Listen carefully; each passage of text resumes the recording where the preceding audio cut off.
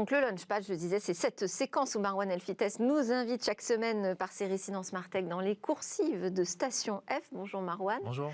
Ce mercredi, on va faire un focus sur un programme Startup Maison.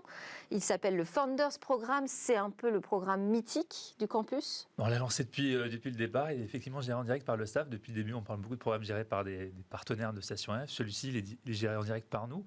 Et on l'a pensé et conçu en même temps que le campus, donc dès 2016, et puis on l'a lancé en 2017. Alors, les enjeux de ce programme, les cibles, les ambitions, quelles sont-elles ? Alors, on résume ce programme par une phrase très simple, c'est que 90% des challenges, des problèmes des entrepreneurs ne peuvent être résolus que par d'autres entrepreneurs. À partir du moment où on a compris cette phrase, on a compris comment fonctionne le programme. C'est un programme réalisé par des entrepreneurs. On a fait pas mal d'enquêtes au début, pas mal d'entretiens pour comprendre ce qu'il fallait qu'on mette pour des entrepreneurs. Et donc, c'est un programme c'est par des entrepreneurs, pour des entrepreneurs en devenir. En devenir. Alors, ils le sont déjà, mais effectivement, ils ont encore plein de chemins, plein de choses à faire et pas mal de choses encore à parcourir. Mais l'idée derrière, c'est que c'est un programme qui va reposer sur du peer-to-peer, des échanges entre entrepreneurs, pas de babysitting, ce n'est pas le staff de Station F qui dit comment entreprendre, mais on va tout faire pour mettre les bonnes ressources et les bonnes connexions auprès des entrepreneurs, et beaucoup de flexibilité. Il n'y a pas de durée minimale, il y a une durée maximale de 2 ans. Au-delà, on veut laisser la place à d'autres, mais ils ne sont pas loqués, entre guillemets, on ne prend pas de capital. Donc c'est vraiment les éléments qui vont définir le Founders Programme. Et en termes de cible, on va s'adresser à des startups très jeunes, autour du pré-seed, seed, qui ont au moins un prototype, qui vont dépasser la phase d'idéation. C'est un élément très critique.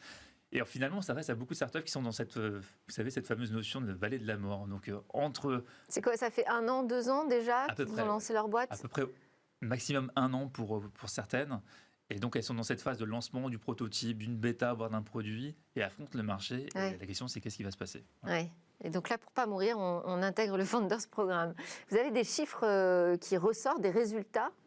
Alors déjà, même le programme, pour se donner une idée de la taille, c'est le plus gros programme de Station F. On parle d'à peu près de entre 200 et 220 startups, ça fluctue à peu près, entre 600 et 700 personnes, près de 600 startups qui sont en permanence, c'est-à-dire 200 sur des startups en permanence, Okay. effectivement. Et depuis le début, du coup, depuis 2017, on est à peu près à 600 startups qui sont passées.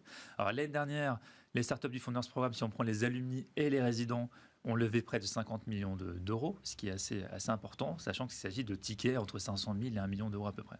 D'accord.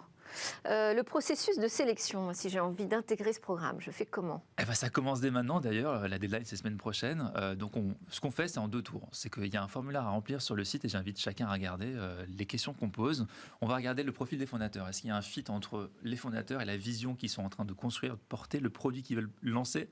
On va regarder quelques indicateurs, on va regarder la roadmap, voilà, quelle est la feuille de route que les fondateurs ont en tête. Est-ce qu'il s'agit d'un produit tech ? Et encore une fois, est-ce qu'ils ont dépassé le stade de l'idéation ? Alors, on ne donne pas de définition, mais montrez-nous que vous avez dépassé la phase d'exécution. Alors, une fois qu'on a ce formulaire-là, on va faire un premier filtre, une première sélection pour des startups qui sont des fois trop âgées ou trop jeunes. Et ensuite, la deuxième étape, c'est de réaliser une vidéo où là, on veut voir l'équipe, on veut voir les fondateurs, on veut voir les échanges entre fondateurs avec des questions qu'ils ne connaissent pas. C'est pas juste un pitch vidéo qu'ils vous envoient. Il y a des questions qui apparaissent, vous avez quelques secondes pour les lire, vous avez quelques secondes pour répondre, donc c'est au tac au tac. C'est en anglais, parce que les évaluateurs ne sont pas forcément francophones, et il y a des questions professionnelles, des questions un peu curieuses, juste pour voir la réaction. Alors du coup, pour nous aider dans la sélection, donc l'équipe forcément est impliquée, mais on a aussi constitué un comité de sélection qu'on appelle le Selection Board, donc c'est près de 120 entrepreneurs du monde entier, qui nous aident à évaluer. Donc ils ont un track record assez particulier, ils ont levé près de 5 millions d'euros, ils ont déjà vendu une boîte, et dedans on va voir les fondateurs de Blablacar par exemple, de Zenly, Too Good To Go, enfin des grands entrepreneurs qui nous donnent un peu de leur temps libre pour évaluer les dossiers. Et donc la sélection se fait avec des entrepreneurs. D'accord. Et le déroulement du programme ensuite ? Alors, on a différentes choses, mais effectivement, ce Selection Board, il va intervenir aussi. Donc, ils vont faire des ateliers, ils vont faire ce qu'on appelle des office hours, tout simplement des entretiens où chaque entrepreneur du Founders Programme peut réserver quelques minutes pour échanger sur un cas pratique, sur ce qu'il rencontre au quotidien. On va avoir des workshops en général avec uniquement des entrepreneurs, des investisseurs qui viennent partager des choses assez concrètes et opérationnelles. On a 3 par mois. Et là, sur ces ateliers, donc c'est vous, Marwan, qui les concevez et vienne qui veut ? Oui, moi avec mon équipe. Et vient qui veut, effectivement, c'est une très grande flexibilité. Les entrepreneurs dans le Founders Programme sont très libres. On leur partage des ressources.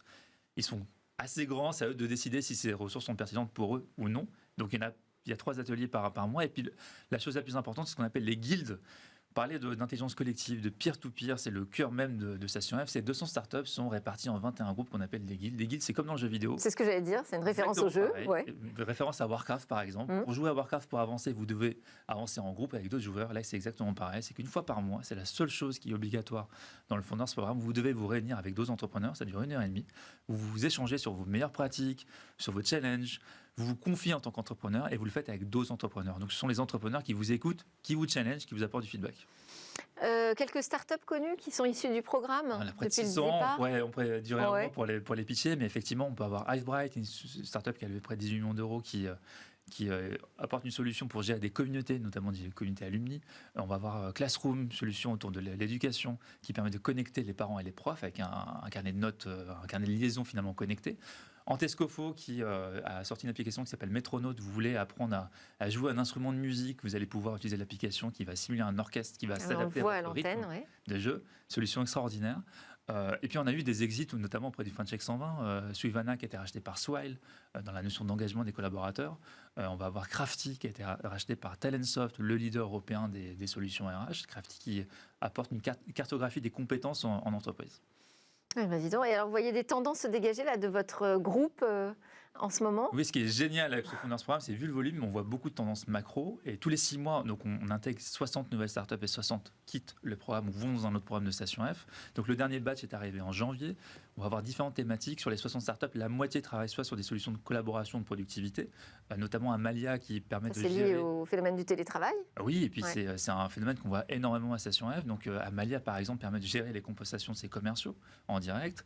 On va avoir des solutions autour de la medtech et du bien-être, notamment TIL, qui permet d'évaluer le bien-être mental de ses collaborateurs. Solution très très importante à considérer. On va avoir des solutions autour notamment de... collaboration, on le voit énormément. Medtech, on le voit énormément. Donc c'est vraiment des sujets qu'on voit à chaque fois réapparaître. Mais en tout cas, la moitié des startups du dernier batch sont autour de ces tendances-là. Bon, et ce sera des tendances qu'on pourra suivre ensemble à travers ce rendez-vous du mercredi. Merci beaucoup, Marwan Elfitaïs, responsable des programmes Start-up de Station F. Alors, on enchaîne, c'est pas des medtech, mais c'est quand même autour de l'e-santé. On enchaîne avec ce boom des biotechnologies pendant cette pandémie.